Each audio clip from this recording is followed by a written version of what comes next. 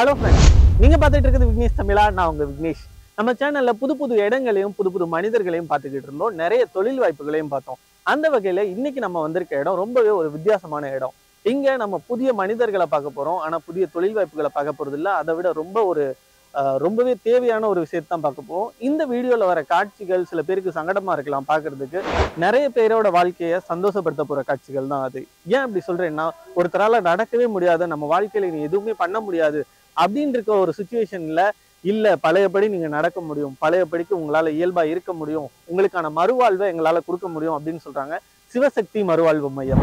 உண்மையிலேயே எந்தவித மருந்தும் இல்லாம வெறும் எக்ஸசைஸ்லயே ஒரு பேஷண்ட்டை கியூர் பண்ண முடியுமா? கை கால் வராதவங்கள பழைய நிலைக்கு இயல்பா அவங்களால இருக்க வைக்க முடியுமா? முதல்ல இந்த பக்கவாதம்னா என்ன, எதனால இந்த பக்கவாதம் வருது, இந்த பக்கவாதம் வராம இருக்கிறதுக்கு என்ன பண்ணணும், ஒருவேளை வந்துட்டா எப்படி ட்ரீட் பண்றது, இது மாதிரியான எல்லா விஷயங்களையும் டாக்டர்கிட்ட கேட்டு தெரிஞ்சுக்க போறோம். அதோடவே இன்னைக்கு டிஸ்சார்ஜ் ஆகி போற பேஷண்ட் கிட்ட வரும்போது என்ன நிலைமையில வந்தாங்க, இப்போ எப்படி கியூர் ஆகி போறாங்க, ஸோ அந்த மாதிரியான எல்லா விஷயங்களையும் கேட்டு தெரிஞ்சுக்க போறோம். இந்த வீடியோவை ஸ்கிப் பண்ணாம பாருங்க. இந்த வீடியோ உங்களுக்கு யூஸ்ஃபுல்லா இல்லைனாலும் உங்களை சார்ந்த யாரோ ஒருத்தருக்கு உண்மையிலேயே கஷ்டத்துல இருக்கவங்களுக்கு இது ரொம்பவே ஒரு ரிலீஃபா இருக்கும். ஸோ இந்த வீடியோவை லைக் பண்ணலனாலும் ஷேர் பண்ணுங்க, யாரோ ஒருத்தருக்கு பயன்படும். வாங்க வீடியோக்குள்ள போலாம்.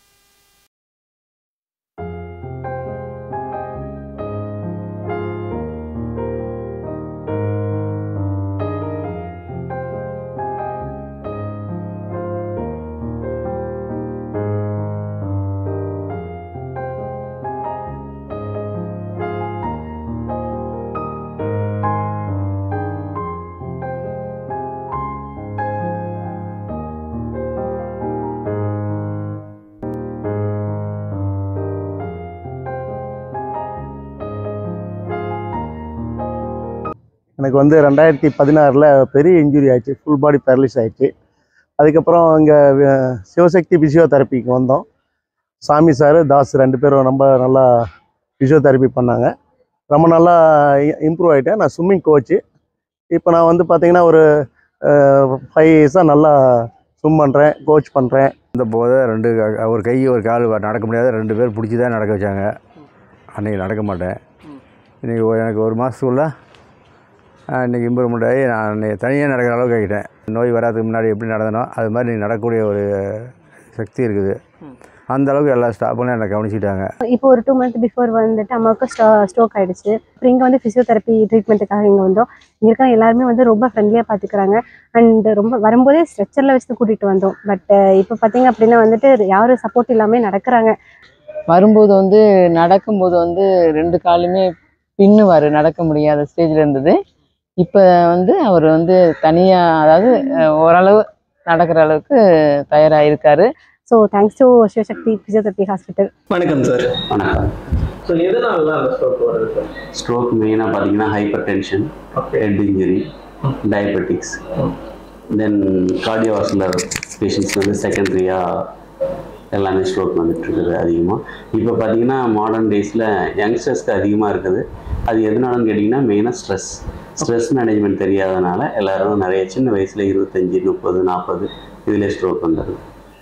Okay sir. ஸோ இப்போ முதல்லலாம் வந்து ஸ்ட்ரோக்னா அந்த பிபி ரைஸ் ஆனால் ஸ்ட்ரோக் வரும் அப்படின்ற ஒரு செக்மெண்ட் மட்டும் தான் இருந்துச்சு. இப்போ நீங்கள் சொல்கிற விஷயத்தில் ஸ்ட்ரெஸ்ஸு, அது கூட டயபெட்டிக்கும் சொல்கிறீங்க. ஆமாம். ஸோ இதெல்லாம் வராமல் தடுக்கணும்னா என்னென்னலாம் பண்ண முடியும் சார்? இப்போ ஃபஸ்ட்டு பார்த்தீங்கன்னா டயபெட்டிக் பேஷண்ட்ஸ் அப்படின்னு எடுத்துக்கிட்டோன்னா அவங்க லைஃப் ஸ்டைல் மாடிஃபிகேஷன் பண்ணிக்கணும். எப்படி அப்படின்னு கேட்டோம்னா எல்லாருக்குமே இப்போ ஹெரிடிட்டிக்கெலாம் வருது, ஃபேமிலி ஹிஸ்ட்ரி நிறைய மாறுறதுனால டயபெட்டிக்ஸ் வருது. அந்த டயபெட்டிக்ஸை எப்படி கண்ட்ரோல் பண்ணிக்கணும் அப்படின்னு சொன்னால் எக்ஸசைஸ், டயட் பேட்டர்னை கொஞ்சம் சேஞ்ச் பண்ணிக்கிடணும். இதெல்லாம் பண்ணிக்கிட்டாங்கன்னா அவங்க நல்லாயிருக்கும். அதே நேரம் ஃபிசியோதெரப்பியில் வந்து டயபெட்டிக் பேஷண்ட்ஸ்க்குனே நிறைய இருக்குது. அவங்களுக்கு என்னென்ன காம்ப்ளிகேஷன்ஸ்லாம் வரலாம், ஷோல்டரில் தொடங்கி நெக்கில் இருந்து ஹேண்டில், ஃபுட்டில் எல்லாத்துலேயும், அதாவது எல்லாத்துக்கும் என்னென்ன எக்ஸசைஸ் இருக்குது எல்லாம் பண்ணிக்கிட்டோன்னா கொஞ்சம் சுகரை கண்ட்ரோலில் வச்சுக்கலாம். Okay sir. ஓகே. அதே மாதிரி ஸ்ட்ரெஸ் அப்படின்னு எடுத்துக்கிட்டோன்னா ஸ்ட்ரெஸ், இப்போ யங்ஸ்டர்ஸ்குள்ள ஸ்ட்ரோக் காரணம் ஸ்ட்ரெஸ் தான். ஸ்ட்ரெஸ் எப்படின்னா அதுக்கான ரூட் காஸ், இப்போ எல்லாருக்கும் ப்ராப்ளம் ஃபேஸிங் கெப்பாசிட்டியே இல்லை. எந்த ப்ராப்ளத்தை எப்படி ஃபேஸ் பண்ணணும், என்ன செய்யணும்னு தெரியறதில்ல. சும்மா அவங்களே வந்து ரொம்ப கஷ்டப்படுத்தி மறுபடியும் அவங்களுக்கு இந்த மாதிரி பெரிய அளவில் ஆன பின்னாடி அதுக்கப்புறம் மறுபடியும் கஷ்டப்பட்டுட்டு அதுலேருந்து வெளியில் வர தெரியாமல் தவிக்கிறாங்க. அதுதான் ஸ்ட்ரோக்கான மெயின் காரணம். ஓகே. ஸோ அவங்களோட ப்ராப்ளமோட ரூட் காசை அவங்க முதல்ல அனலைஸ் பண்ணாவே ஸ்ட்ரெஸ் கட்டாயமாக சரி பண்ணிக்கலாம். Okay sir. ஓகே. ஸோ ஃபிசியோதெரப்பியில் வந்து வெறும் எக்ஸசைஸ் மட்டும்தான் ட்ரீட்மெண்ட்டா சார், இல்லை இதுலேயும் மெடிசன்ஸ் எல்லாமே இருக்கா? மெடிசின்ஸ் வந்து இப்போ பார்த்தீங்கன்னா ஒவ்வொரு ஸ்பெஷாலிட்டி அந்தந்த டாக்டர்ஸ்ட்டு அவங்க மெடிசின் ஃபாலோ போய்க்கிறாங்க பேஷண்ட்ஸு. நம்ம அதுக்கப்புறம் ஒன்லி ரீஹாபிலிட்டேஷன் மட்டுமே பண்ணுறோம். நான் ஃபிசியோதெரப்பி மட்டும் கொடுக்குறோம். அந்த தேவையான பேஷண்ட்ஸை அந்தந்த டாக்டர் ரெஃபர் பண்ணுற டாக்டர்ஸ்க்கும் மீதி தேவைப்பட்டுச்சுன்னா அந்தந்த ஸ்பெஷலிஸ்ட்டுக்கு நம்ம அவங்களுக்கு கைட் பண்ணுறோம். அவ்வளோ. Okay sir. இப்போ பாடியில் ஸ்ட்ரெஸ் அதிகமாச்சுன்னா இந்த மாதிரி ஸ்ட்ரோக் வரும் அப்படின்ற மாதிரி சொல்லியிருந்தீங்க. ஸோ இப்போ ஸ்ட்ரெஸ் அதிகமாச்சுன்னா என்ன இம்பேக்ட், பாடியில் என்ன ஒரு மாறுதல் நடக்குது ஸ்ட்ரோக் வர்றதுக்கு? இப்போ பார்த்தீங்கன்னா ரொம்ப சோகமாக இருப்பாங்க, இல்லை ரொம்ப அழுதுகிட்டே இருப்பாங்க, அவங்களுக்கு எதுக்கு எடுத்தாலும் எரிச்சல் படுவாங்க. இந்த மாதிரிலாம் இருந்துச்சுன்னா அவங்க அந்த பிபி சுகரு எல்லாத்தையும் கொஞ்சம் ரெகுலராக செக் பண்ணிக்கிறது நல்லது. ஓகே. இப்போ ஸ்ட்ரோக் வருதுன்னா ஆக்சுவலாக என்ன தான் சார் நடக்குது உடம்புல ஸ்ட்ரோக் வர்றதுக்கு? இப்போ பார்த்தீங்கன்னா 2 டைப்பு. ஒன்று பிரெயினில் அடைப்பு வந்துடுது, இன்ஃபாக்ட்னு சொல்லுவாங்க. அந்த மாதிரி அடைப்பு ரத்த குழாயில் அடைப்பு ஏற்படுறதுனாலையும் வருது. அதுமாதிரி ஹேமரேஜ், ரத்த குழாய் கொஞ்சம் வெடிச்சிடுது அப்படின்னு சொல்கிறாங்களே, அது வந்து சிவியர் ஸ்டேஜ். அதெல்லாம் வந்து பார்த்திங்கன்னா சர்ஜிக்கல் கரெக்ஷன், கிரானடமி அந்த மாதிரி எல்லாம் பண்ணி டாக்டர்ஸ் பண்ண பின்னாடி அப்புறம் ஃபிசியோதெரப்பி தான் மெயின் ரோல். அவங்க டாக்டர்ஸ் உயிரை காப்பாற்றிடுவாங்க. அந்த காப்பாற்றின உயிரை வந்து நம்ம எந்த அளவுக்கு கொண்டு வரோம் மறுபடியும் நடக்கிறதுக்கும் செயல்பாட்டு கொண்டு வர்றதுக்கும் தான் ஃபிசியோதெரப்பி. அதுக்கு மெயினாக நம்ம அது ரொம்ப ஆக்டிவிட்டிஸ் கொடுத்து ரெடி பண்ணுறோம். ஓகே. ஒரு ஒரு பேரலைஸான ஒருத்தர் வந்து ஃபிசியோதெரப்பி அதாவது ரெகுலராக ஆக்டிவிட்டிஸ் இருந்தாவே அது ரெக்கவர் ஆகிட முடியுமா? ரெகுலர் அவங்க வெறுமனே அவங்களே பண்ணுறதோ அவங்க கொஞ்சமாக செஞ்சுக்கிறதோ அதில் முழுசாக ஆக முடியாது. நம்ம ஒவ்வொரு ஏரியாவுக்கும் ஒவ்வொரு நெக்கில் தொடங்கி, ஷோல்டரில் தொடங்கி, ஹிப்பில் தொடங்கி, பேக்கில் ஒவ்வொரு இடத்துக்கும் நம்ம ஸ்பெசிஃபிக்கான எக்ஸசைஸ் ப்ரோக்ராம் இருக்குது. அந்த எக்ஸசைஸ் ப்ரிஸ்கிரிப்ஷன் மூலம் தான் அவங்கள வந்து முழுசாக நம்ம நல்லா ரெடி பண்ணிக்க முடியும். எக்ஸ்கியூஸ் மீ சார், இதுக்கு என்ன ப்ராப்ளம் சார், நீங்கள் என்ன ட்ரீட்மெண்ட் கொடுத்தீங்க? இவங்களுக்கு ஸ்ட்ரோக்காகவே கிட்டத்தட்ட அங்கே ஹாஸ்பிட்டலில் போன மாதம் 11ஆம் தேதி அஃபெக்ட் ஆயிருந்துச்சு. நம்ம ஹாஸ்பிட்டலுக்கு வந்து 26ஆம் தேதி தான் வந்தாங்க. வரும்போது இந்த மாதிரி பெட் அவுட்லாம் எந்திரிக்கலாம் தெரியாது அவங்களுக்கு. இப்போதான் ஒரு 10 டேஸாக தான் கொஞ்சம் இம்ப்ரூவ்மெண்ட் ஆகி அவங்களா பெட்லேருந்து எழுந்திரிச்சு அவங்களா உட்காந்து சிட்டு பெட்ல இருந்து சிட்டு ஸ்டாண்டிங் அந்த ஸ்டேஜ் வந்துட்டாங்க. ஸோ இப்போ நீங்கள் இவங்களுக்கு என்ன பண்ணிட்டு இருக்கீங்க, இது என்ன ட்ரீட்மெண்ட்? இப்போ இவங்களோட கண்டிஷன் எப்படின்னு பார்த்தீங்கன்னா மசில்பார் 0ல இருக்கு. தூக்கி போட்டோம்னா அப்படி கீழே விழுந்துரும், அப்படி இருந்துச்சு. அதான் மசில்பார் 0ன்னு சொல்லுவாங்க. மசில்பார் 0ல இருக்கு அப்படின்னா அவங்களுக்கு வந்து 0ல இருந்து 1க்கு நம்ம கொண்டு வரணும். 1க்கு கொண்டு வரணும் அப்படின்னா டேக்ஸி மூமெண்ட் அந்த மாதிரி கொண்டு வரணும். வந்து டேக்ஸி மூமெண்ட் கொடுக்கணும். டேக்ஸி மூமெண்ட் கொடுத்தா அப்படின்னா அந்த மசில்ஸோட ரேஞ்ச் வந்து இம்ப்ரூவ்மெண்ட் ஆகும். அடுத்து பார்த்தீங்கன்னா கண்ட்ராக்சர் வந்து ப்ரிவென்ட் பண்ணலாம். கண்ட்ராக்சர்னா என்னன்னா இப்போ வந்து நார்மலா கை மடங்கு நீட்டுங்க, நீட்டுங்க. இது வந்து பிளாஸ்டிக் ஸ்டேஜ்ல இருக்கும். பிளாஸ்டிக் ஸ்டேஜ்னா இந்த வயசானவங்களுக்குலாம் கொஞ்சம் குழந்தை இருக்கு இல்லையா மசில்ஸ்ல, அதே மாதிரி இருக்கும். இப்போ பாத்தீங்கன்னா கொஞ்சம் அவங்களுக்கு வந்து கண்ட்ராக்சர் இருக்கு. இந்த கண்ட்ராக்சர் வந்து இப்போ வந்து நம்ம கஷ்டப்பட்டு பண்றது இல்லையா, இந்த கை பண்ணும்போது கொஞ்சம் ஃப்ரீயா இருக்கு. இந்த சைடு பண்ணும்போது நம்ம கஷ்டப்பட்டு பண்றோம் இல்லையா, இதான் வந்து கண்ட்ராக்சர்.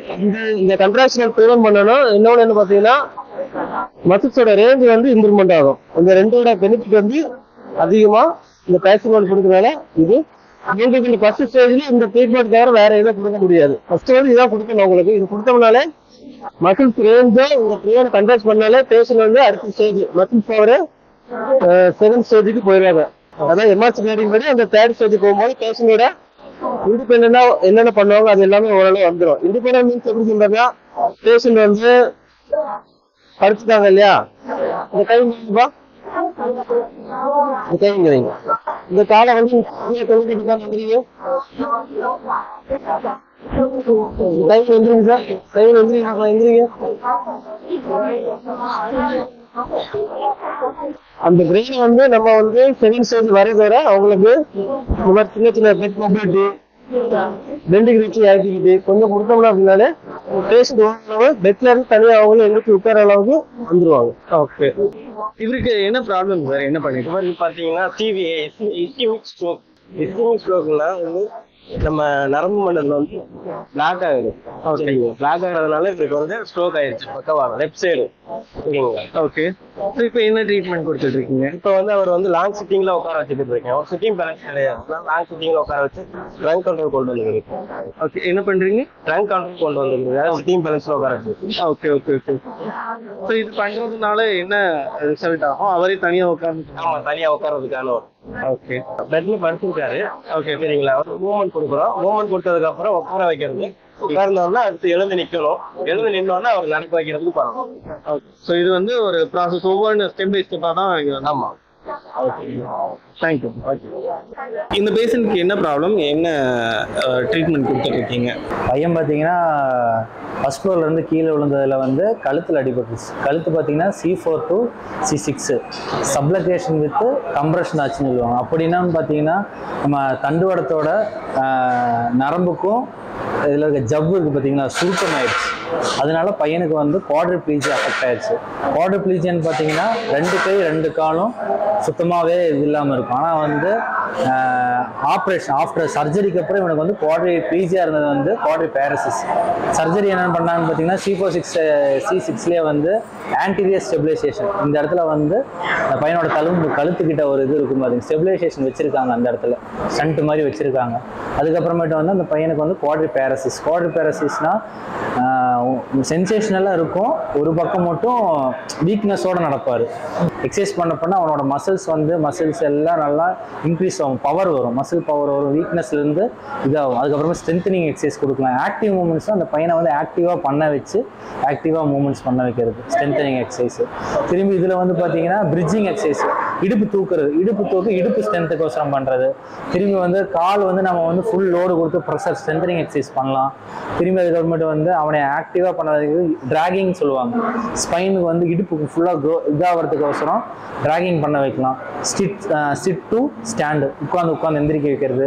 அதுக்கப்புறம் ஸ்குவாட்டிங் பண்ண வைக்கலாம். மசில் அப்போ தான் கொஞ்சம் பவர் வரும். வீக்னஸ்லேருந்து ஸ்ட்ரென்தனிங் கிடைக்கும். அதெல்லாம் பண்ண வைக்கலாம். என் பேர் தாஸ்.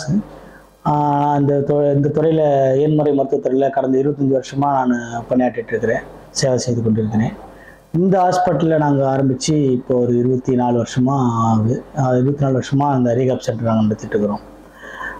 இங்கே இது வரைக்கும் நம்ம கிட்டத்தட்ட ஒரு லட்சக்கணக்கான பேஷண்ட்டுங்களுக்கு நம்ம சிகிச்சை அளிச்சிருக்கிறோம். லட்சக்கணக்கான பேஷண்ட்டில் வந்து அதில் 90% பேஷண்ட்டுக்கு வந்து நம்ம 100% ரிசல்ட் கொடுத்துருக்குறோம். அதாவது அவங்கள முழுமையாக அவங்களை குணப்படுத்தி அவங்களுடைய வாழ்க்கைக்கு திரும்பியும் அவங்களுடைய பழைய வாழ்க்கையை நாங்கள் அமைச்சு கொடுத்துருக்குறோம். ஐ மீன் அமைச்சு கொடுத்துருக்கன்ற விஷயம் அவங்களுடைய வாழ்க்கையை லீட் பண்ணுறது நாங்கள் ஹெல்ப்ஃபுல்லாக இருந்திருக்கிறோம். இதுதான் எங்களுடைய 25 வருஷத்தினுடைய சேவை நான் கருதுனேன். இது ஒரு சிறப்புன்னு நான் நினைக்கிறேன். இல்லை, நம்ம ஹாஸ்பிட்டலில் பொறுத்த வரைக்கும் பியூராக ஃபிசியோதெரப்பி ட்ரீட்மெண்ட் மட்டும்தான். வேறு எந்த ட்ரீட்மெண்ட்டும் நாங்கள் கொடுக்கறது கிடையாது. ஃபிசியோதெரப்பியே நாங்கள் எப்படி கொடுக்குறோம்னா காம்ப்ரிஹென்சிவ் ஃபிசியோதெரப்பியாக கொடுக்குறோம். இப்போ காம்ப்ரிஹென்சிவ்ன்ற வார்த்தை நீங்கள் என்ன சொல்லலாம்னா, காம்ப்ரிஹென்சிவ்ன்றது ஒருங்கிணைத்த அப்படின்னு சொல்லிட்டு தமிழில் சொல்கிறோம். ஆனால் இந்த ஒருங்கிணைத்தன்ற வார்த்தை வந்து பல துறைகள் சேர்ந்து ஒருங்கிணைச்சு ஒரு ரீஹாபிலிட்டேஷன் சென்டருக்குள்ள ட்ரீட்மெண்ட் கொடுப்பாங்க.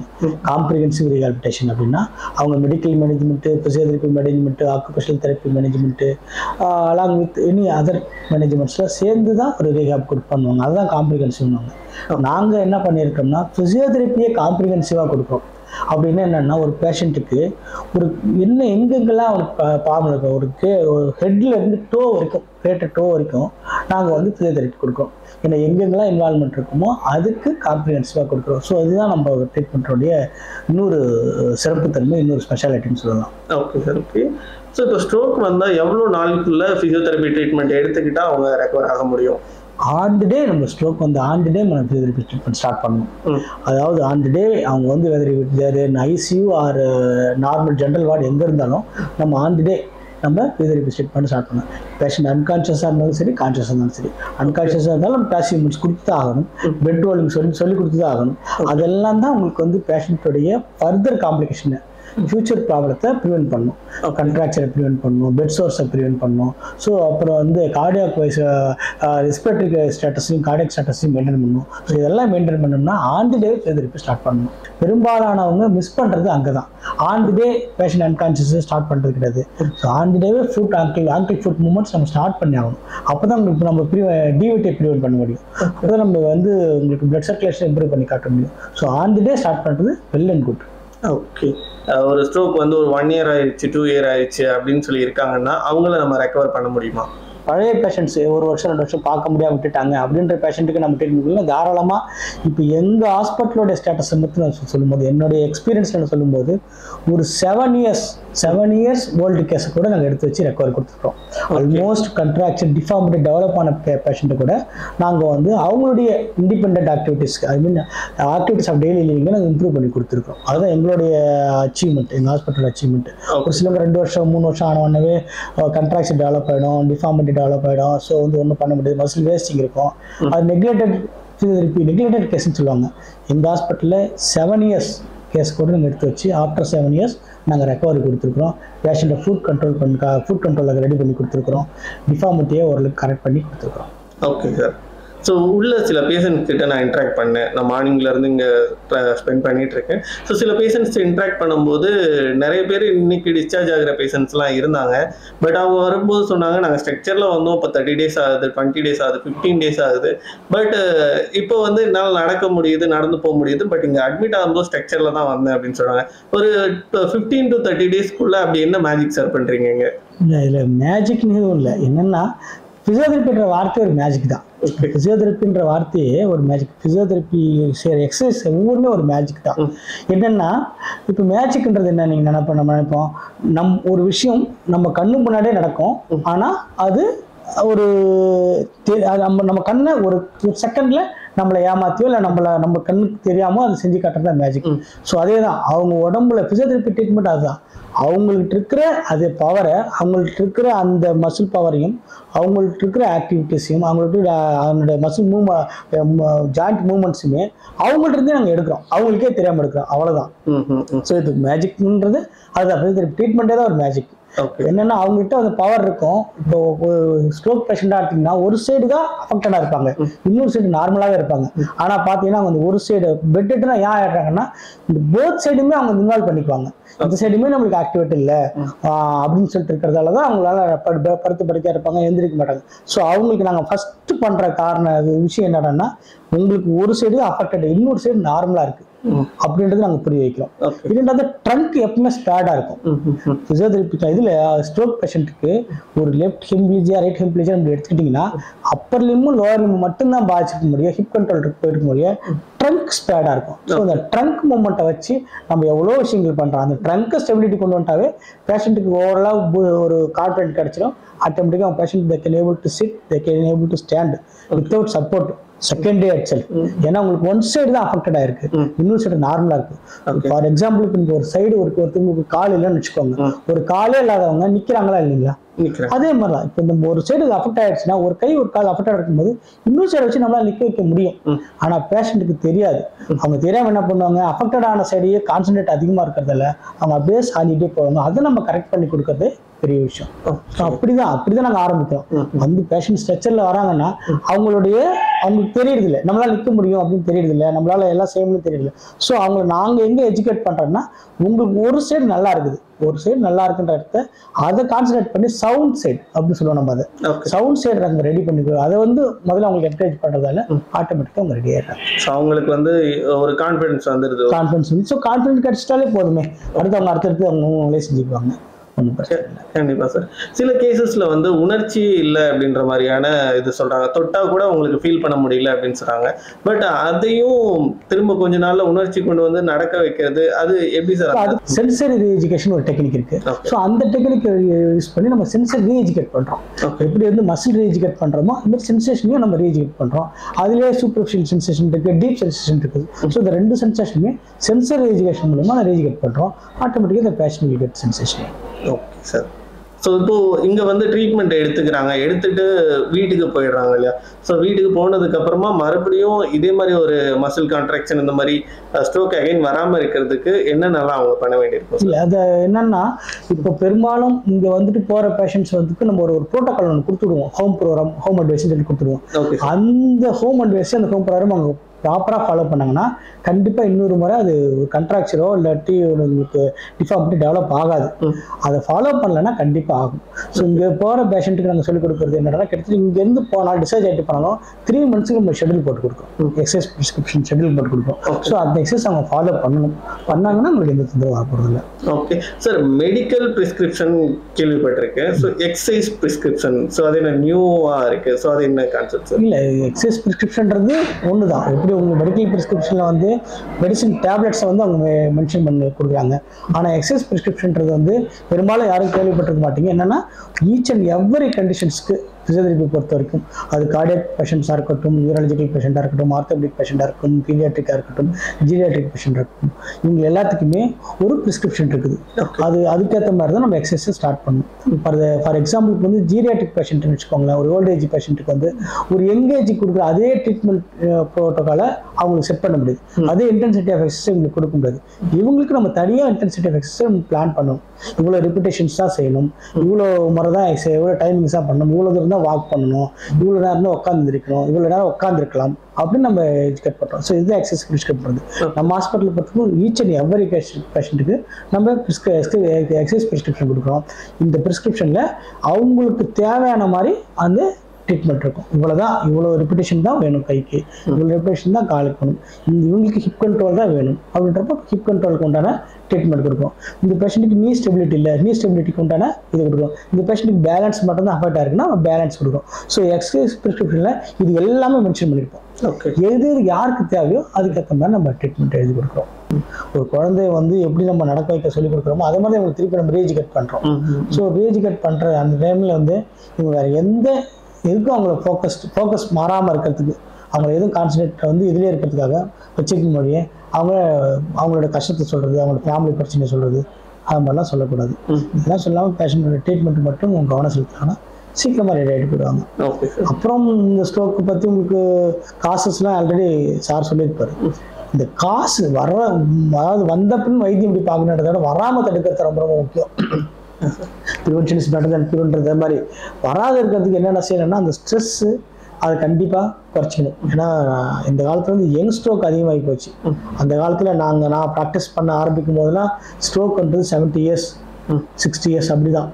இன்னைக்கு ஸ்ட்ரோக் வந்து 25 years 30 yearsல வந்துருச்சு. இது காரணம், ஃபர்ஸ்ட் காரணம் வந்து ஸ்ட்ரெஸ்ஸு, செகண்ட் காரணம் வந்து ஆல்கஹால் வந்து ரொம்ப மேஜராக இது வந்து அஃபெக்ட் பண்ணுது.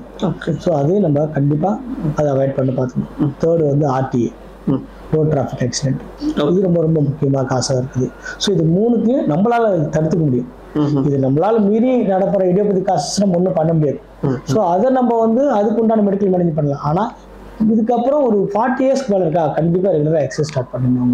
ஒரு வாக்கிங், சின்ன எக்ஸசைஸ், ஒரு வாக்கிங் போகலாம், இல்லாட்டி ஒரு ஸ்ட்ரென்தனிங் எக்ஸசைஸ் பண்ணிக்கலாம். ஏதாவது ஒரு எக்ஸசைஸ் வீட்டில் கண்டிப்பாக 20 minutes வீட்டில் ஸ்ட்ரென்தனிங் எக்ஸசைஸ் பண்ணுற மாதிரினா 20 minutes, இப்போ வாக்கிங் போகிற மாதிரினா கண்டிப்பாக மோர் தென் 45 minutes.